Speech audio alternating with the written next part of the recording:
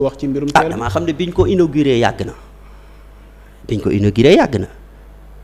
ba léegi demul gisuma ku ne yéeg na ci dem AIBD gisuma ko.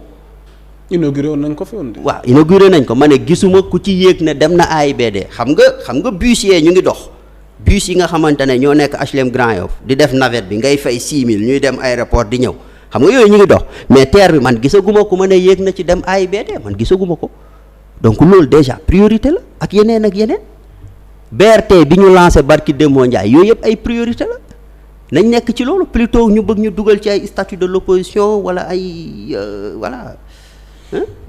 Monsieur Diakhaté, peut-être une dernière question par rapport ak parti bi. ndax comme vous êtes le président bi nga xamante ni yow leen jiital ci ndaw ñi. peut-être qu'il y a des défis et il y a des défis ak ay perspectives yoo xam ne ñu ngi ci sa kanam. alors tey lan lañ mën a jàpp comme appel comme défi yi nga xamante ne tey war nga ko relever ndax Sénégal tey da di réew ngoo xam ne majorité gi daanaka ay ndaw ñoo fi ne. donc du ñàkk xëy na am nga benn politique ak parce que bu ma gëstoo ci lu jëm ci sa tab gi tamit dama gis benn triptyque boo xamante ni da nga ko teg. ci wàllu action. L'avenir. Et pour terminer la formation.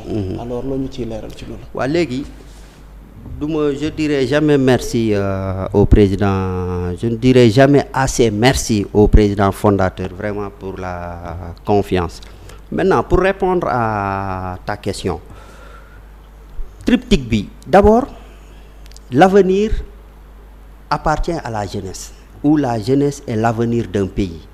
loolu wax la boo xam ne ñun dégg nañ ko xam nañ ko mais nuñ koy mën a matérialiser ban jeunesse lay doon donc les jeunesses moo tax ma ne les jeunes te ñun aussi parfois on se plaint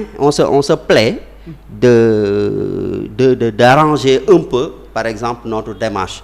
On ne calque pas toujours notre démarche comme sur celle par exemple importée sinon même inspiration bi ñu wax ni ci la ñuy inspiré ci Cheikh Ahmadou Bamba Khadim Rasoul sax dafay day des parce que dans notre jargon juridique on a l'habitude de dire quand on hérite et du passif et de l'actif. Maintenant jeunes yi dafa am lu ñuy soxla il faut que jeunes yi ñu bañ leen yóbbu toujours ci situation de désespoir d'alarmiste yooyu déjà mooy premier combat bi donc le premier combat au niveau des jeunes c'est d'abord idéologique essayer de redorer le blason dans en ce qui concerne le respect en ce qui concerne par exemple la responsabilité la lucidité etc.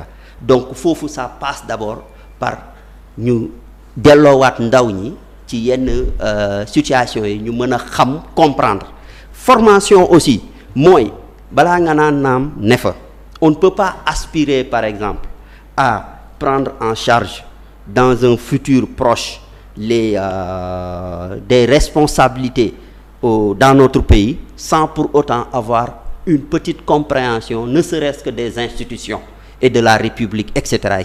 donc yooyu aussi dañ ci ñu ngi ciy jublu enfin j'ai dit que nous aurons un mouvement d'action mouvement boo xamante ne certes le parti a toujours eu des répondants